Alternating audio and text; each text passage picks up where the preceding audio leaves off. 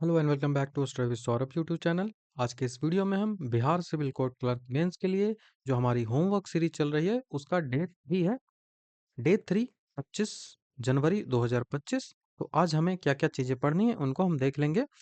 ये इसका जो पीडीएफ है वो चाहिए तो आपको पेड ग्रुप है वो ज्वाइन करना पड़ेगा। तो ये पेड क्लासेस है, if you are interested you can join. बाकी जो फर्स्ट पेज है वो मैं टेलीग्राम पे शेयर कर देता हूँ, तो आप उसको उसमें सारी चीज़ें होती हैं कि क्या क्या चीज़ें आपको पढ़नी है। लेकिन क्या पढ़ना है जो वो चीज़ें हैं, जैसे आपको ऐसे राइटिंग वो लिख के मैं दिखा देता हूँ कि कैसे लिखना है, कैसे जो है वो आपको अप्रोच करना है ऐसे को, कैसे लेटर राइटिंग लिखनी है, कैसे आपको प्रिसाइज़ लिखना है। ये सारी चीज़ें आपको जो पीडीएफ्स मैं अभी दे रहा हूँ, इडियम एंड फ्रेजेस की, जो मिसस्पेल्ड की, वो सारे आपको यहाँ पे मिल जाएँगे। कंप्यूटर के आपको वीडियोज़ मिल जाएँगे। तो इसमें आपको ओवरऑल सारी चीज़ें मिल जाएँगी, तो आप इंटरेस्टेड हो तो यू कैन जॉइन। सारे वीडियोस को एक जगह देखने के लिए ये प्लेलिस्ट है, इसको आप चेक कर सकते हो। आज है डे 3 25/1/2025। यहाँ पे आपको कौन-कौन सी चीज़ें करनी है, तो सबसे पहले हम जीके की बात करेंगे। 15 मार्क्स के क्वेश्चन आपको पूछे जाएँगे। यहाँ पे आपको आज एनिसेंट इंडिया में महाजनपद काल को पढ़ना है। महाजनपद काल में जो 16 महाजनपद हैं, उनके बारे में आपको पढ़ना होगा। इनका अभी वर्तमान समय में लोकेशन क्या है, ये आपको डिसाइड होना चाहिए। इनके जो कैपिटल है वो कहाँ है, ये आपको पता होना चाहिए। इनकी जो राजधानी है वो कहाँ है, ये आपको याद होना चाहिए। और इफ़ कोई राजा है, कोई किंग है जो रेलेवेंट रखता है वहाँ से, उसको भी आपको देखना होगा। इसके लिए आप लूसेंट या फिर क्राउन, कोई भी बुक है उसको आप कर सकते हो, ठीक है? उसके बाद हिस्ट्री में ही दूसरा, क्योंकि ये बहुत छोटा-सा है, आप इसको आई थिंक 15 मिनट भी काफ़ी है इसके लिए। ठीक है? 15 मिनट काफ़ी है इसके लिए। आपको देख लेना है कि अंगुत्तर निकाय में लिखा हुआ है और भगवती सूत्र में लिखा हुआ है। ये जो 16 का 16 है उनको राजधानी देख लेना है। कौन से किस स्टेट में है इसके लिए एक छोटा-सा मैप देख लीजिएगा, काफ़ी है। मगध साम्राज्य में थोड़ा-थोड़ा सा सबको जानना है। हर्यक वंश, शिशुनाग वंश, नंद वंश, इन सबको जानना है। और उसके बाद जो चंद्रगुप्त मौर्य है, उसका जो उद्भव आगे होगा, तो आगे हम मौर्य वंश को देख लेंगे। ठीक है? तो यहाँ पे मगध एम्पायर में हर्यक डायनेस्टी, शिशुनाग डायनेस्टी और नंदा डायनेस्टी है, इनको आपको देखना पड़ेगा। ठीक है? तो ये हमने जो है वो हिस्ट्री, एनिसेंट हिस्ट्री में देख लिया। दूसरा, भारत की नदियों में चर्चा हम करेंगे। भारत की नदियों में आपको सिर्फ़ और सिर्फ़ उत्तर भारत की जो नदियाँ हैं, उनको करना है। रिवर्स ऑफ नॉर्थ इंडिया, तो मैंने आपको बताया है कि रिवर्स ऑफ नॉर्थ इंडिया 3 है। सबसे पहले तो इंडस रिवर सिस्टम आता है, जहाँ पे सिंधु, झेलम, चिनाब, रावी, व्यास, सतलज, यही चीज़ें करनी है। यहाँ नदियों से रिलेटेड क्या चीज़ें आपको करनी है पता? नदियों का उद्गम स्थल कहाँ है, वो याद रखिए। उसका ओरिजिन कहाँ है, वो याद रखिए। कहाँ से वो नदी निकल रही है, वो याद रखना है। इसकी जो ट्रिब्यूटरीज़ हैं, वो सहायक नदियाँ हैं, वो आपको याद रखनी है। इस पे कोई यदि डैम बना हुआ है, तो वो डैम आपको याद होना चाहिए। कोई यदि इम्पोर्टेंट फैक्ट है, तो वो याद होना चाहिए। जैसे ट्रीटी है, सिंधु जल समझौता भारत और पाकिस्तान के बीच है, जो वो हाल रिसेंट में न्यूज़ में रहा है। ठीक है? क्योंकि वर्ल्ड बैंक ने इसके लिए एक और कमिटी जो है वो बनाई है। तो इसका जो ट्रीटी हुआ था वो 1960 में हुआ था। ये जो ट्रीटी है वो लाहौर में हुआ था। ये भी प्रश्न पूछा गया है एनटीपीसी में।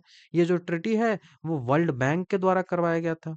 इस ट्रीटी के तहत सिंधु झेलम चिनाब की जो नदियां हैं उसका 20% पानी भारत को मिलता है, 80% पानी पाकिस्तान को मिलता है। तो सारी चीजें आप करोगे इसमें।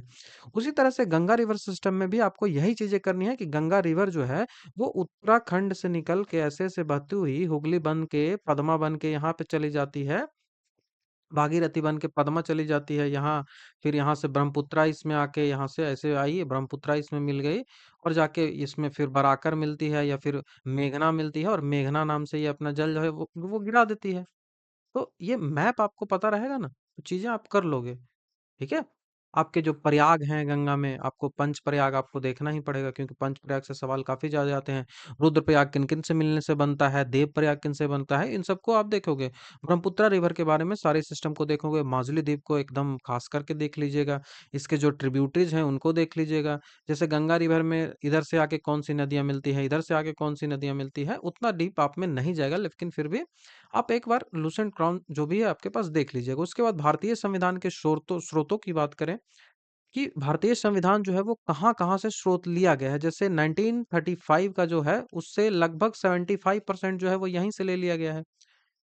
तो आपसे कौन से स्रोत कहाँ से लिए गए हैं, ये सवाल जो है वो पूछा जाता है। डिफरेंट डिफरेंट जो है कॉन्स्टिट्यूशन कंट्रीज के हैं, उनसे ये लिया गया है, तो उनको आपको करना है। तो यहाँ से जीके सेक्शन आपका हो जाएगा, ठीक है? याद रखिएगा डिटेल ऐसा कुछ जो है वो संभावनाएं कम है पूछने की डेट्स वाले, क्योंकि आपसे लिखवाने की कोशिश वो करेगा। अब बात आती है कंप्यूटर की। कंप्यूटर में आपको कितने मार्क्स के पूछे जाएंगे? तो 15 मार्क्स के पूछे जाएंगे। यहाँ पे जो है वो पहला जो 10 मार्क्स का होगा वो ऑब्जेक्टिव होगा, 5 मार्क्स का आपसे सब्जेक्टिव पूछा जाता है।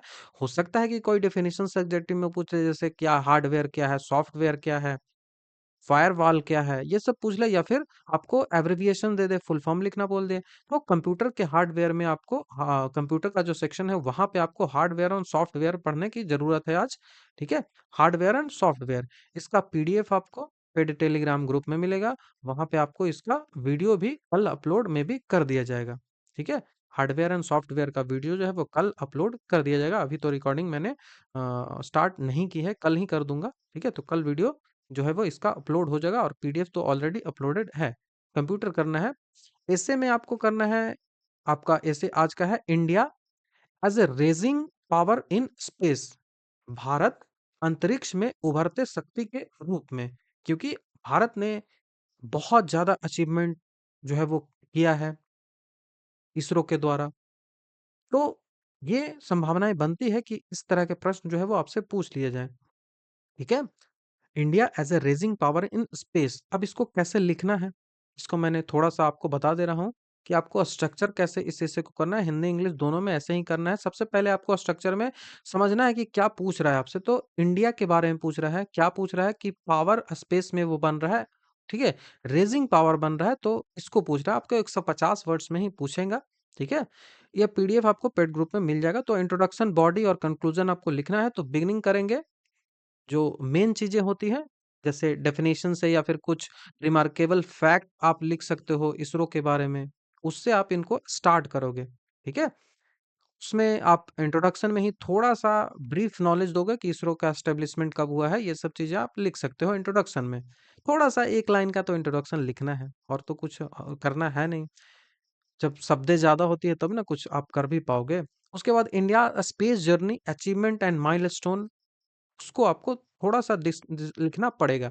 अर्ली बिगिनिंग में क्या हुआ कि आर्यभट्ट से स्टार्ट हुआ था, और जाकर आज हम चंद्रयान 3 तक पहुँच गए हैं। आज अपना हम स्पेस स्टेशन बनाने की बात सोच रहे हैं। कुछ अचीवमेंट्स हैं, उनको आप दे दोगे। जैसे मंगलयान के अचीवमेंट्स आप लिख सकते हो। चंद्रयान 3 का लिख लो, जो गगनयान का लिख लो, आदित्य L1 का आप लिख सकते हो। अभी जो हमारी जो अभी रिसेंट में जो है वो इंडिया इसरो ने डॉकिंग करके दिखाया है, वो आप अचीवमेंट लिख सकते हो, ठीक है? तो आप हाइलाइट करिए कि how India has launch satellite over 40 countries. अलग-अलग कंट्री के जो है वो सैटेलाइट को लॉन्च करते रहता है इंडिया, आपको ये पता होगा। इंडिया स्पेस प्रोग्राम के जो अचीवमेंट्स हैं, जो सिग्निफिकेंस है, उनको आपको लिखना है। टेक्नोलॉजिकल एडवांटेज क्या है, इकोनॉमिक इम्पैक्ट क्या पड़ा था, स्ट्रेटेजिक इंपॉर्टेंस क्या है, उसके बाद सोसाइटल बेनिफिट्स क्या मिलते हैं, जैसे वेदर फोरकास्टिंग हो जाती है, डिजास्टर मैनेजमेंट हो जाती है, इससे कम्युनिकेशन हो जाता है, एग्रीकल्चर में भी इसमें हेल्प मिलती है, ठीक है? उसके बाद चैलेंजेस क्या स्पेस जो है वो फेस कर रहा है। तो मैं एक स्ट्रक्चर आपको बताने का प्रयास कर रहा हूँ कि कैसे आपको लिखना है। चैलेंजेस में बजट जो है वो, कंपटीशन जो है वो भी एक चैलेंज है, टेक्नोलॉजिकल बैरियर भी एक चैलेंज है, ठीक है? और स्पेस डेब्रिस भी एक बहुत बड़ी समस्या आगे चलकर देखने को मिलेगी। उसके बाद फ्यूचर क्या है, ये बहुत ज़रूरी है, फ्यूचर लिखना ही है। तो फ्यूचर जो है वो अपकमिंग मिशन की आप चर्चा कर देंगे कि गगनयान है, चंद्रयान 4 है, आदित्य L1 है, ये सब आप चर्चा करोगे। उसके बाद कंक्लूड कर दोगे, जो भी पॉइंट्स आपने लिखे हैं उनको यहाँ पे कंक्लूड कर दोगे। तो ऐसे करके आप एक ऐसे लिखते हो। बाकी मैंने लिख के आपको एक ऐसे दे दिया है। आपको पेड ग्रुप में ये पीडीएफ जो है वो मिल जाएगा, ठीक है? पेड ग्रुप में पीडीएफ मिल जाएगा। यहाँ पे उतना समय तो मैं दे नहीं सकता हूँ, ठीक है? तो यहाँ पे कर लीजिएगा। उसके बाद कॉम्प्रिहेंशन आपको सेकंड पेज पे मिल जाएगा पेड ग्रुप के मेंबर्स को। लेटर राइटिंग में आपको लेटर राइटिंग क्या करना है, बस मैं आपको दिखा देता हूँ, ठीक है? लेटर राइटिंग करना है कि आप ग्रीन वैली सोसाइटी में रहते हो, वहाँ पे आप फेस कर रहे हो प्रॉब्लम पावर कट की, बिजली बहुत ज़्यादा कट हो जाती है, जिसके कारण से जो इनकन्वीनियंस हो रहा है, रेसिडेंट्स को प्रॉब्लम हो रही है। तो इसके लिए आप इलेक्ट्रिसिटी जो बोर्ड मैनेजर है उसको पत्र लिखिए, उसको लेटर लिखिए और उनके ध्यान में ये जो है वो इश्यू को अटेंशन में लाइए और रिक्वेस्ट करिए उनसे इमीडिएट एक्शन की और रिज़ॉल्व करने की बात करिए प्रॉब्लम की और इंश्योर करिए कि जो है वो पावर सप्लाई सही हो। उसी को हिंदी, इंग्लिश दोनों में आपको लिखना है। उसका फॉर्मेट यहाँ पे मैंने दे दिया है कि कैसे जाके आपको लेटर लिखना है। ये पीडीएफ आपको जो पेड ग्रुप है वहाँ पे मिल जाएगा और ये जो है वो कॉम्प्रिहेंशन है, ये सारे हिंदी, इंग्लिश दोनों है, उनके जो प्रिसाइज़ है वो सारा आपको मिल जाएगा। ये देखिए प्रिसाइज़ मैंने लिख दिया है, तो वो पीडीएफ आपको वहाँ पे मिल जाएगा। बाकी आपको जो है वो सारी चीज़ जैसे गद्यांश है, मुहावरा है, 50-50 आपको करना ही है, तो ये पीडीएफ आपको पेड ग्रुप में मिलेगा, वहाँ से आप पढ़ लीजिएगा। टाइम एंड डिस्टेंस का फर्स्ट डे करेंगे हम इनको 3 डेज़ में डिवाइड करेंगे, तो फर्स्ट डे में टाइम एंड डिस्टेंस के 50 क्वेश्चन आप करोगे। उसी तरह से problem based on alphabets reasoning के अंतर्गत आपको यहाँ से 50 क्वेश्चन करने हैं, तो 3 डेज़ हम करेंगे तो लगभग 150 क्वेश्चंस की आपकी प्रैक्टिस हो जाएगी, ठीक है? तो ये रहा आपका डे 3 का टारगेट जिसे आप कंप्लीट करिए। हम अप्रॉक्स कोशिश करेंगे कि 20 डे में इसको कंप्लीट करें। उसके बाद मॉक टेस्ट है, वो लगाना पड़ेगा, फुल लेंथ मॉक टेस्ट है, वो लगाना पड़ेगा। तो जल्दी से जल्दी मैं इसे खत्म करने का प्रयास करूँगा, ठीक है? आप बस साथ देते रहिए। तो वीडियो देखने के लिए थैंक यू। नेक्स्ट वीडियो में आपसे जल्द ही मिलता हूँ।